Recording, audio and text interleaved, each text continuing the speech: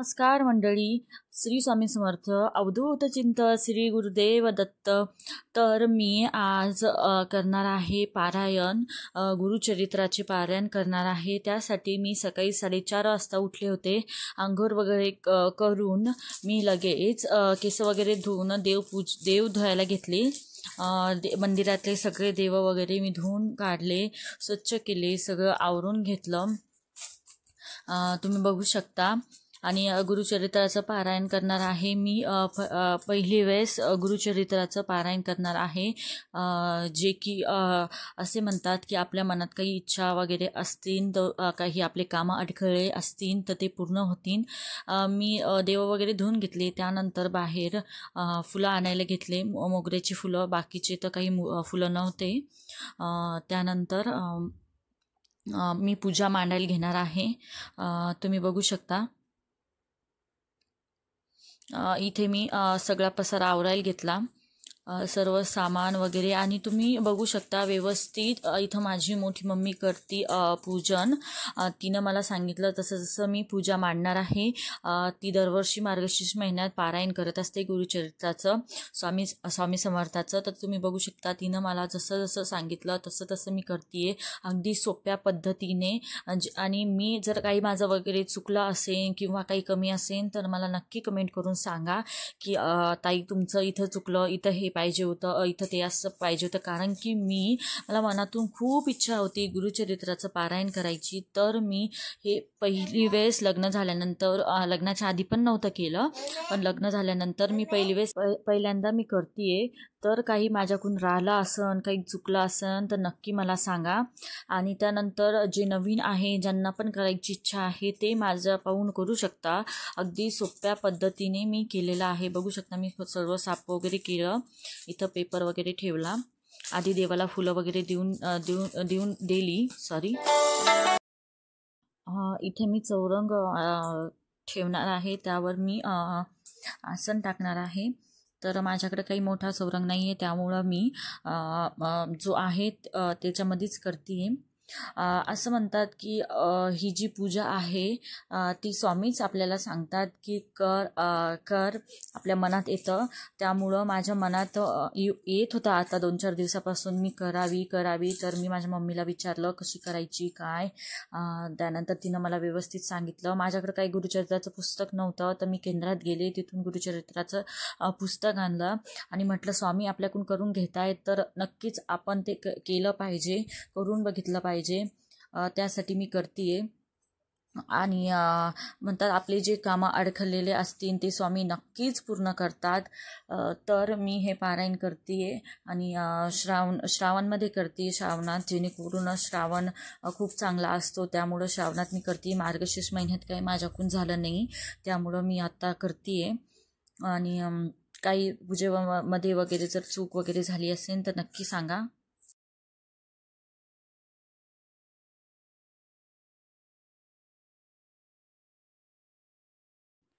इथे मी स्वामीचा फोटो मांडून घेतला. तुमच्याकडे फोटो नसन, मूर्ती असन तर तुम्ही मूर्ती बी मांडू शकता. इथे माझ्याकडं फोटो पण आहे आणि मूर्ती पण आहे, तर मी दोन्ही घेतलं. फोटो मस्त पुसून वगैरे घेतला मी सकाळीच. त्यानंतर मी मूर्ती ठेवणार आहे. आणि तुमच्याकडे जे काही असन ते तुम्ही ठेवू शकता. आणि दत्तात्रयाची काही मूर्ती वगैरे माझ्याकडे नाही आहे. दत्तात्रयांचा जर तुमच्याकडे फोटो असेल तर तो खूप चांगला आहे, तो फोटो तुम्ही नक्कीच मांडा. त्यानंतर मी हार वगैरे घेतला मूर्तीला लावून. बघू शकता तांबे घेतलाय, तांब्यात पाणी घेतलं. त्यानंतर तुम्ही बघू शकता, तुम्ही जर पहिली वेळेस करणार असाल तर नक्कीच हा व्हिडिओ बघा, तुम्हाला खूप कामी येईल हा व्हिडिओ. तर मी पाण्यात 1 रुपया टाकला, सुपारी टाकली आणि फूल होतं माझ्याकडं तर फूल टाकलं. आणि जर तुमच्याकडं पाने असतील कलसाचे तर तुम्ही पाने ठेवा. माझ्याकडं अवेलेबल नव्हते कलसाचे पाने, त्यामुळं मी काय ते ठेवले नाही. तांदूळ घ्यायचे आहे, तांदूळावरच आपल्याला कलश मांडायचा आहे. आणि हो, कळस हा तुम्हाला जर याच्यात उलटा दिसत असेल तर कळश हा देवाच्या उजव्या बाजूला आणि आपल्या डाव्या बाजूला आला पाहिजे. बहुतेक बरोबर दिसतंय देवाच्या. आणि इथं मी पाणी घेतलंय. तुमच्याकडं लोटा असन, काही वाटी असन, त्यात तुम्ही पाणी ठेवायचं आहे, ते झाकून ठेवायचं आहे. आणि हे पाणी दर दुसऱ्या दिवशी तुम्हाला तीर्थ म्हणून प्यायचे आहे, घरातल्यांना द्यायचे आहे. जर उरलेच तर असे सर्वत्र शिपडायचे आहे. आणि पाणी व्यवस्थित झाकून ठेवायचे आणि दर दुसऱ्या दिवशी तुम्हाला ते पाणी बदलायचे आहे. इथे मी पाणी ठेवलं आहे. खडीसाखर नव्हती माझ्याकडं, खडीसाखर ठेवावी, मी तर खडीसाखर नव्हती त्यामुळं साखरच ठेवली. तिथे कापूर ठेवला, कापूर ठेवणार आहे मी. बघू शकता तुम्ही.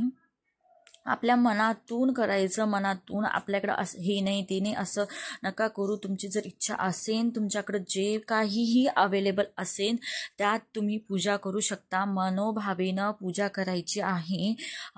घंटी वगैरे ठेवली आहे मी, शंख ठेवला आहे, बघू शकता. दिवा लावणार आहे. दिवा तुम्ही शक्यतो अखंडच लावा. माझ्याकडे मोठा दिवा नाहीये त्यामुळं मी छोटाच दिवा, त्यात मी लक्ष ठेवून तेल टाकणार आहे, जेणेकरून अखंड. आणि कोणतीही पूजा करत असताना आपण गणेशाची पूजा केलीच पाहिजे, तर त्यासाठी मी गणेशाची पण मूर्ती ठेवली आहे, श्री गणेशाची तुम्ही बघू शकता. आणि दत्तात्रयाची मूर्ती फोटो असेल तर नक्की तो ठेवा. तुमच्याकडे असेल तर, माझ्याकडे नाहीये त्यामुळं मी तो ठेवला नाही. बघू शकता तुम्ही. ठीक आहे. इथे मी दिवा लावून घेतला आहे.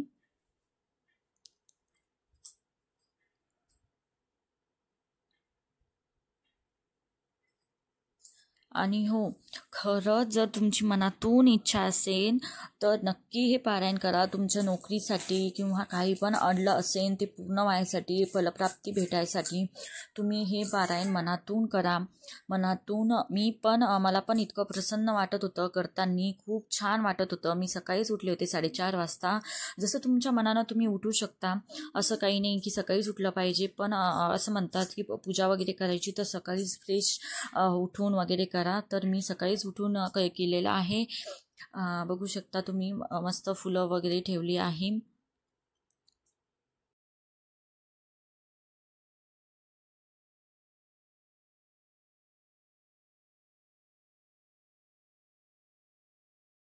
आणि मी आता पारायणाला सुरुवात करणार आहे गुरुचरित्राच्या. तुम्ही बघू शकता मी अशी सोप्यामध्ये पूजा मांडलेली आहे. जर तुम्हाला जाणून घ्यायचं असेल की पूजाचे नियम काय आहे, काय करावं लागतं, कसं पाळावं लागतं, त्याचे नियम वगैरे काय असते, काय खावं लागतं, संपूर्ण जर माहिती पाहिजे असेल तर मला प्लीज कमेंट करा. मी तुम्हाला नक्की सांगेन.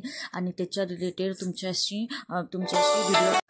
पारायण चालू करण्याआधी कोणते स्तोत्र वाचायचे, कोणते स्तवन वाचायचे, तर मला नक्की कमेंट करून सांगा. मी तुम्हाला नक्की सांगेन की काय वाचायचं काय नाही. आणि जर माझं काही चुकलं असेल, जर तुम्हाला माहिती असेल की हे हवं होतं ताई, तर प्लीज मला कमेंट करून सांगा की ताई हे पाहिजे होतं.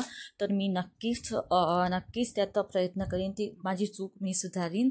आणि जर तुम्ही कोणी नवीन असाल तर तुम्हाला जर पारायण करायचे असेल, मनातून इच्छा असेल, तर नक्की हा व्हिडिओ बघा.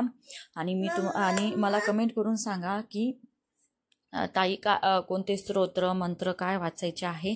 मी तुम्हाला नक्की सांगेन. याच्या रिलेटेड मी व्हिडिओ घेऊन येईन. श्री स्वामी.